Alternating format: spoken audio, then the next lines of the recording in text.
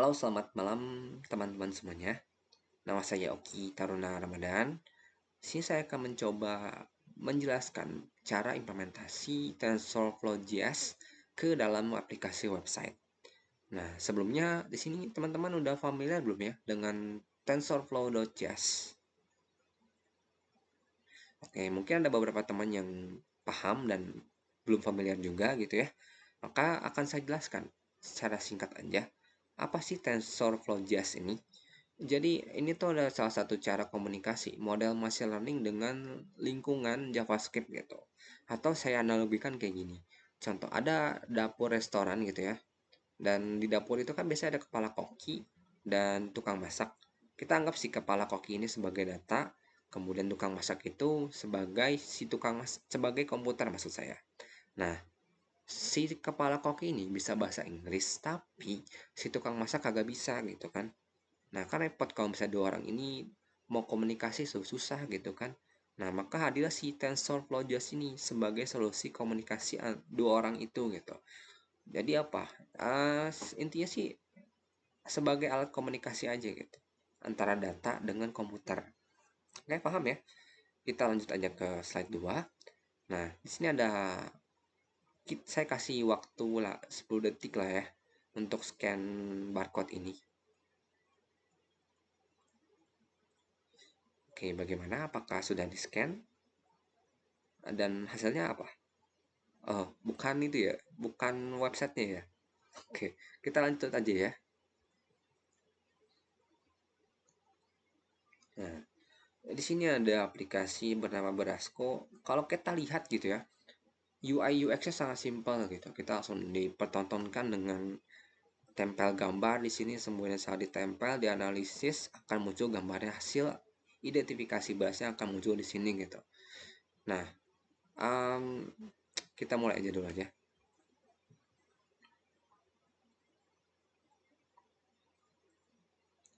Kita mulai dari gambar yang bukan beras. Nah, saya memilih gambar Barcelona, kemudian kita analisis dan tunggu sebentar ya.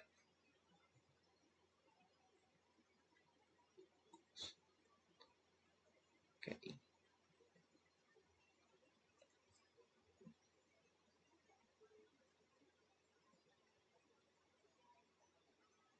Nah, model ini cukup pintar karena dia bisa mengenali gambar yang bukan beras gitu.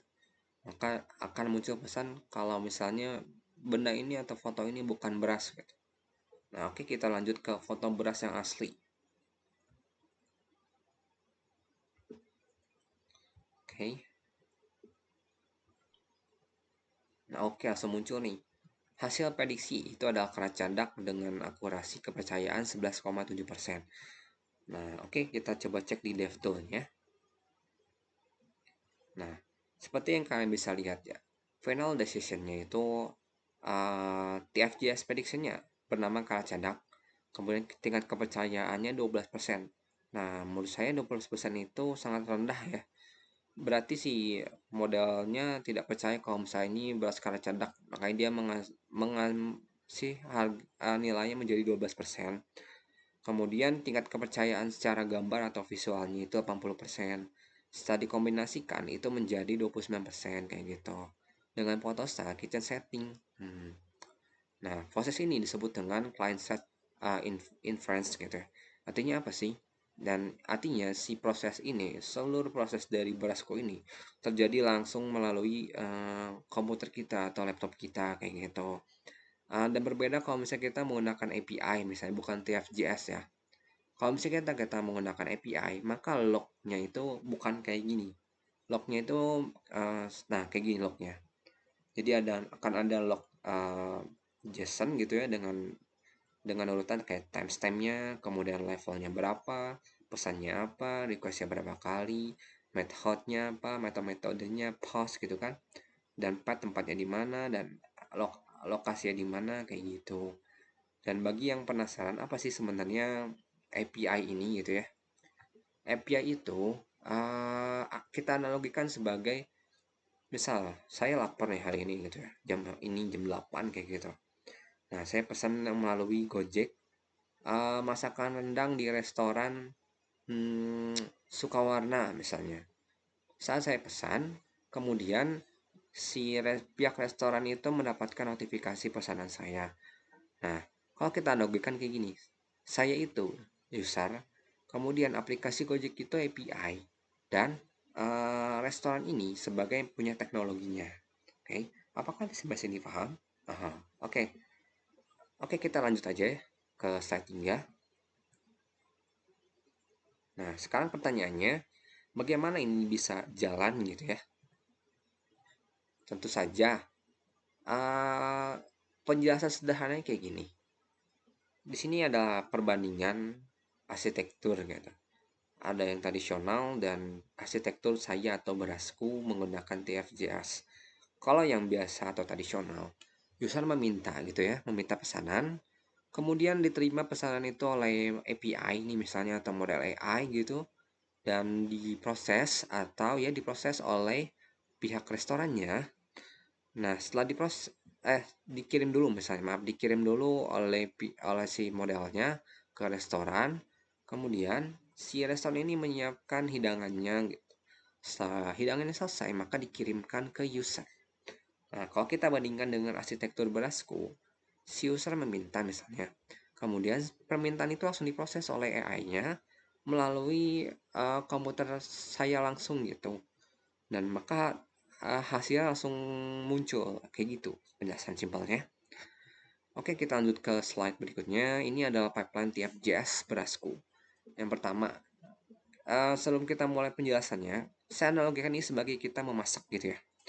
Nah, image input ini kita ibaratkan kita menyiapkan bahan. Misal kita mau masak rendang gitu ya contohnya, kita kan berarti butuh bumbunya, butuh dagingnya gitu kan. Kemudian setelah si bumbu masakannya siap, kita kirimkan ke proses namanya pre-processing. Ini tuh proses kalau misalnya dimasak, kita tuh memotong dagingnya, kita merebus dagingnya, kita memotong cabenya atau bawangnya gitu kan. Kita bersihin kayak gitu.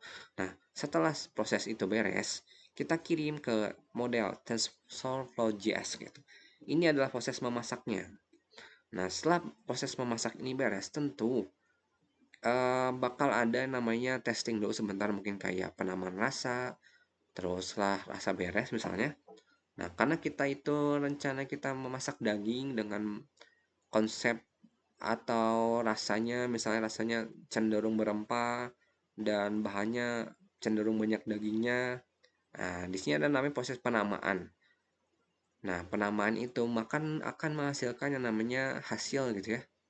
Kalau di sini basmati, kalau misalnya masakan kita pasti menghasilkan rendang gitu. Oke, kita lanjut ke slide berikutnya. Nah, uh, sebentar. Kalau kalian lihat kan ini pipeline-nya sangat-sangat sederhana gitu, cuman kayak image, terus preprocessing, kemudian ke TensorFlow, post processing, kemudian ke hasil gitu. Menurut saya kalian mungkin sangat sederhana, tapi tidak semudah itu, bro.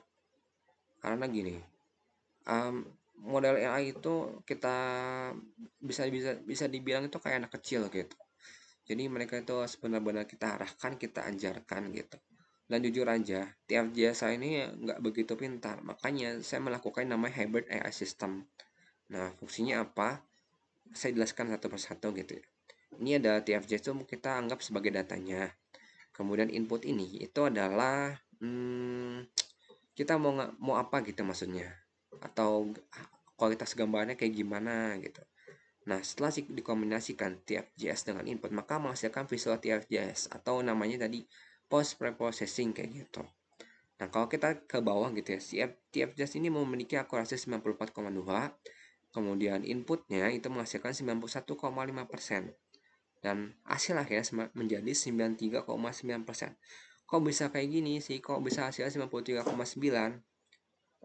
Jadi gini, cara menghitungnya saya menggunakan tingkat kepercayaan. Jadi si tiap TS saya kasih kepercayaan 70%, dan untuk visualnya saya kasih kepercayaan 30%. Maka setelah dikalikan kemudian jumlahkan hasil dari model dengan inputnya akan menghasilkan akurasi 93,9 gitu. Oke,